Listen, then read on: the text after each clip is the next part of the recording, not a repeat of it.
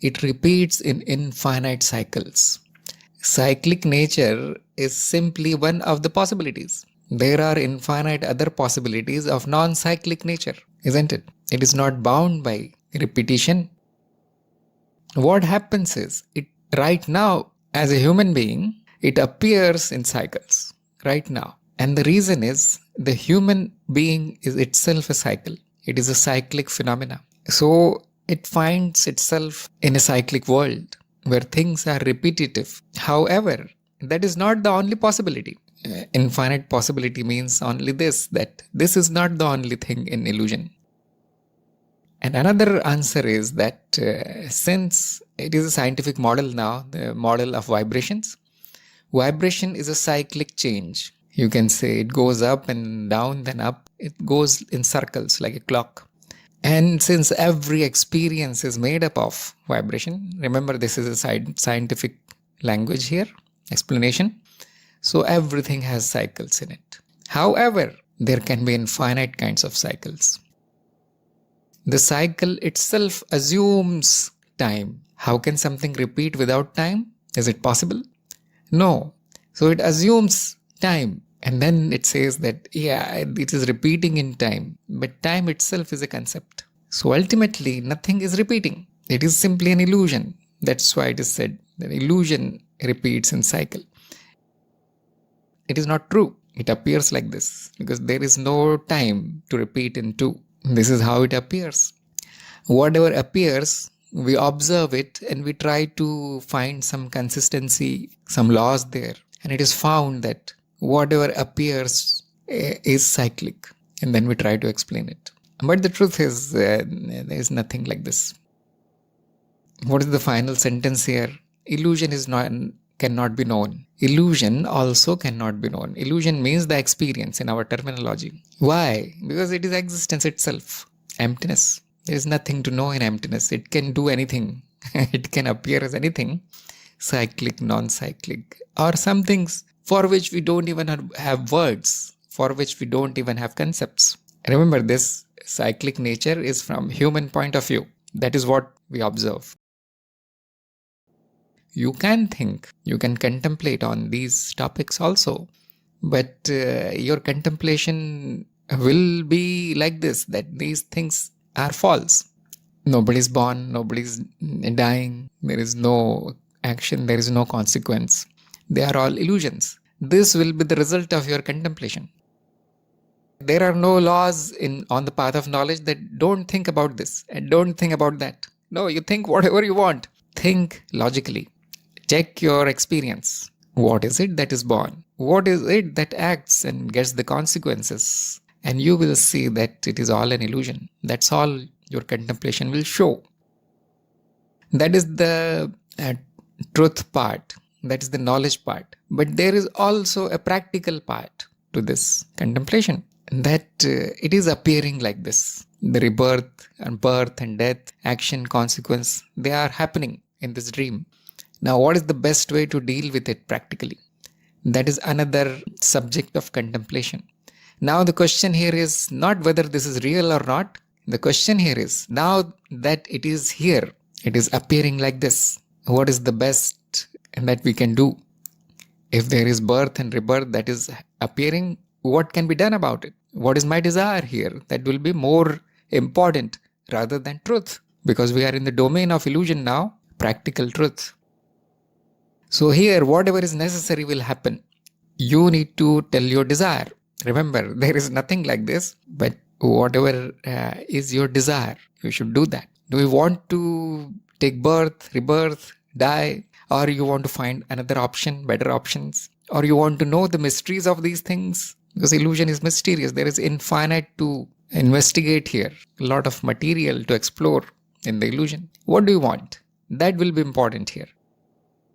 Same way, actions, consequences. What kind of actions you want to do? What consequences you like, which you don't like? And these are all in the domain of the illusion, practical things.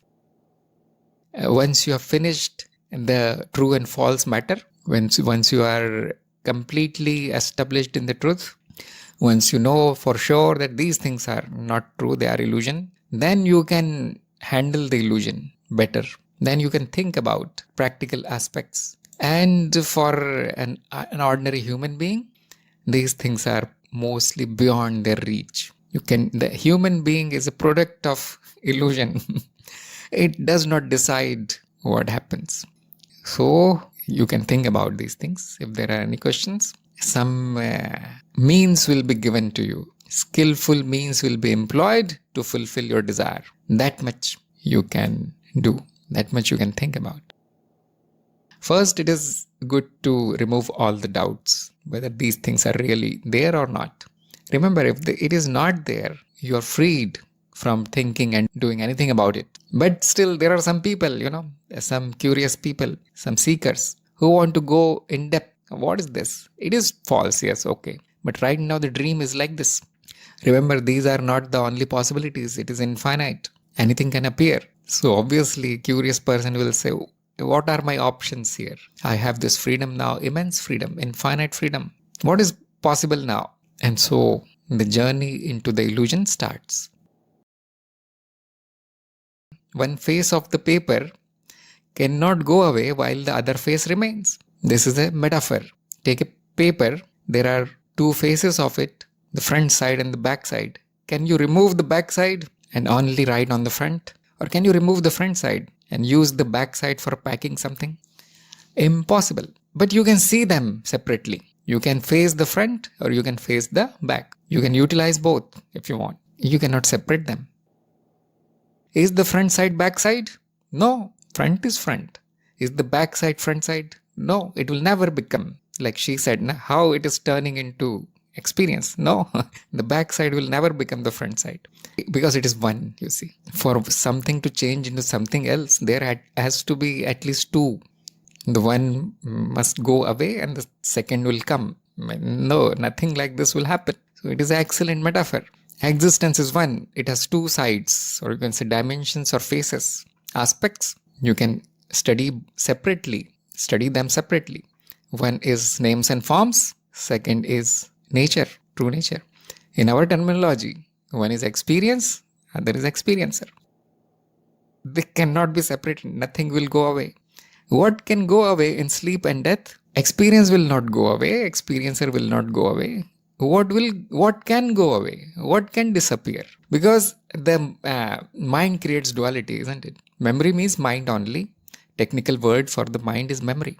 So yes, ego, yes, it goes away. One more thing that goes away. It is important. Knowledge, because knowledge is stored in memory, isn't it?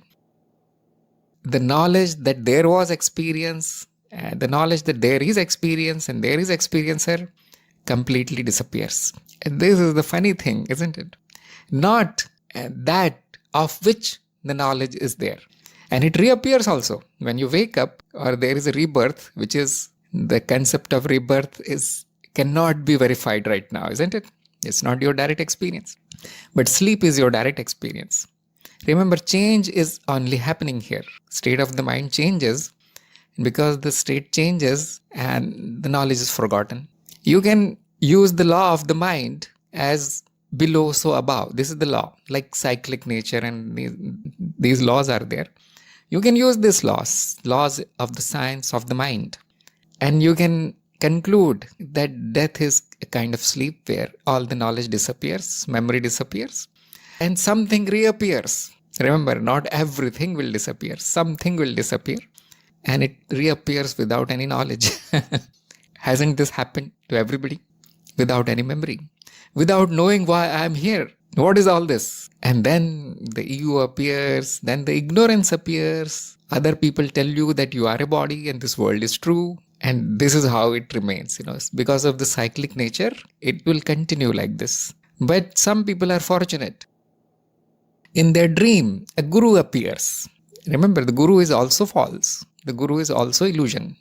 But this illusion is saying something useful.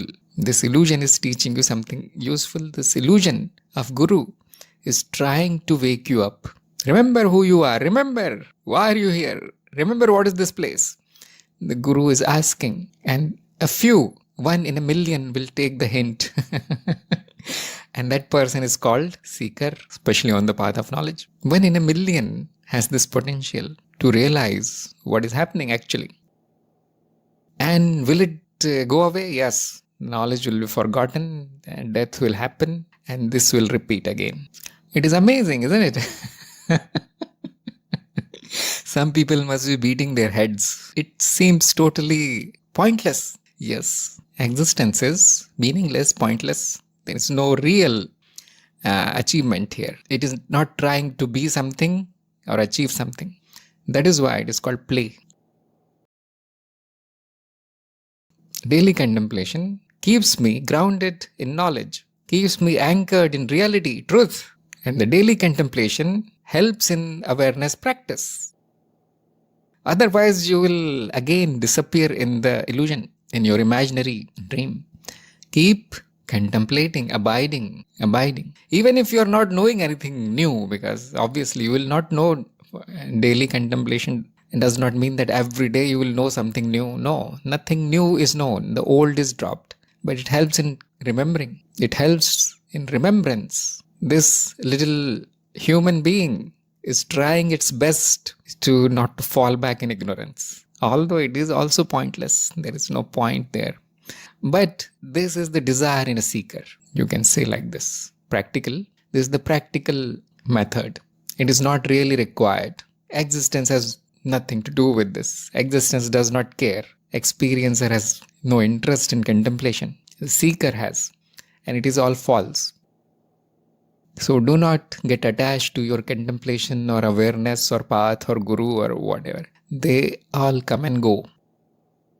You see, I managed to erase everything. In every meeting, we remove everything and you are left with nothing to hold on. That is the point, isn't it? Don't hold on to anything. There's nothing important here.